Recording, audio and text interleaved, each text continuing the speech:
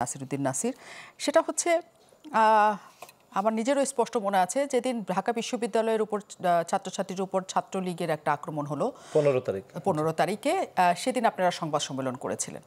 তখন আপনারা সংবাদ সম্মেলন করে বলেছিলেন যে এই আন্দোলনে আপনারা পাশে আছেন, এই আন্দোলন যেভাবে সফল হোক সকল ধরনের সহায়তা সেখানে আপনাদের দিতে হবে।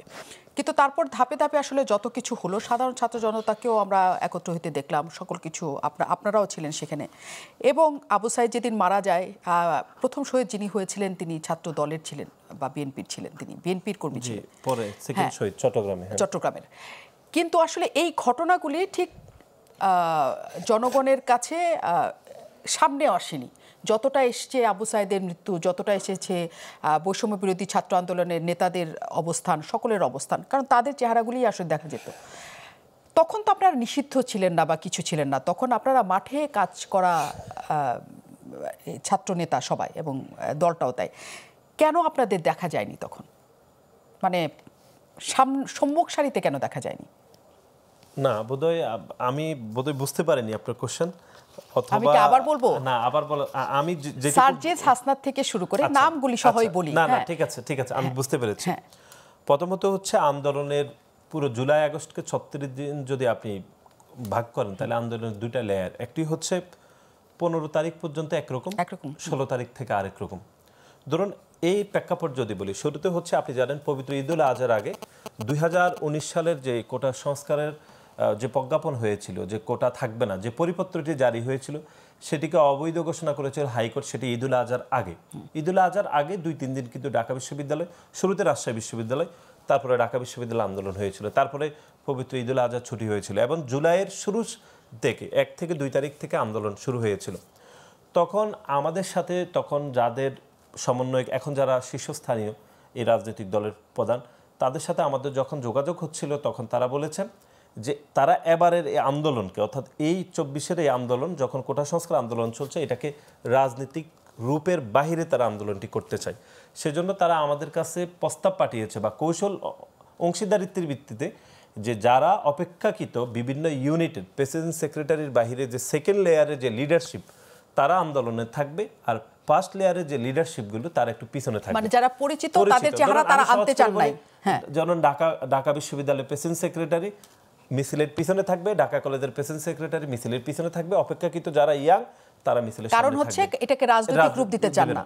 এবং আপনার মনে আছে আমরা 15 তারিখ সংবাদ সম্মেলন করেছি, 11 তারিখে আমরা মিছিল করেছি, যে হামলার পরিবর্তে বিশেষ করে এই আন্দোলনটি চূড়ান্ত রূপ লাভ করেছে বিশেষ করে 15 তারিখে ঢাকা বিশ্ববিদ্যালয়ের শিক্ষার্থীদের উপর, বিশেষ করে আপনি জানেন আমাদের নারী শিক্ষার্থীদের উপর হামলা হয়েছিল এবং সে হামলার প্রতিবাদে 16 তারিখে অবস্থান কর্মসূচি ছিল, প্রত্যেকটি ক্যাম্পাসের ধর্মঘটের ডাক দেওয়া হয়েছিল।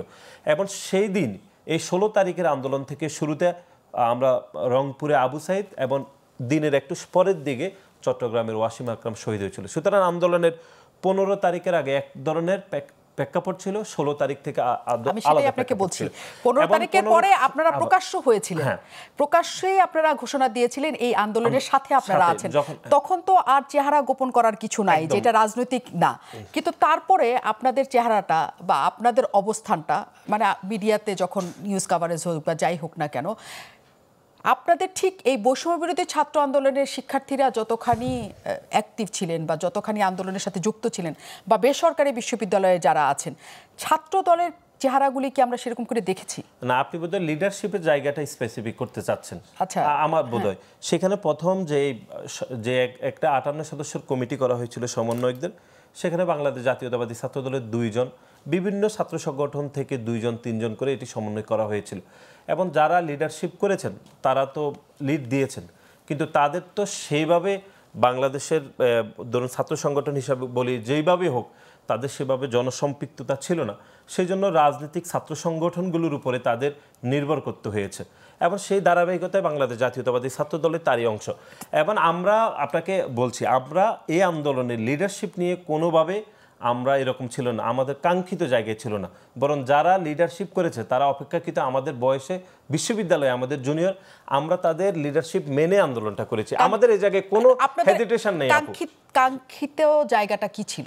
আমরা ধরুন 16 তারিখের পর থেকে, বিশেষ করে আমাদের দলের ভারপ্রাপ্ত চেয়ারম্যান জনাব তারেক রহমান 16 তারিখে, অর্থাৎ তিনি যে বক্তব্য দিয়েছেন সেখানে তিনি স্পেসিফিক বলেছেন অন্তত 16 তারিখের আবু সাইদ ওয়াসিম 6 জন যে শহীদ হয়েছেন তার পরবর্তী সময়ে তিনি বলেছেন অন্তত এই সরকারের পদত্যাগ করা ছাড়া আর কোনো উপায় নেই। মানে সরকারের পদত্যাগটা তখন আপনাদের কাঙ্ক্ষিত জায়গা মুখ্য ছিল। তখন থেকে 16 তারিখের পর থেকে বাংলাদেশ জাতীয়তাবাদী ছাত্র দলের প্রতিটি ইউনিটকে আমরা শক্তভাবে কর্মসূচি আকারে প্রতিটি দিন ঘোষণা করেছি এবং তারই ধারাবাহিকতায় বাংলাদেশ জাতীয়তাবাদী ছাত্র দলের 142 জন নেতা কর্মী এই আন্দোলনে শহীদ হয়েছে।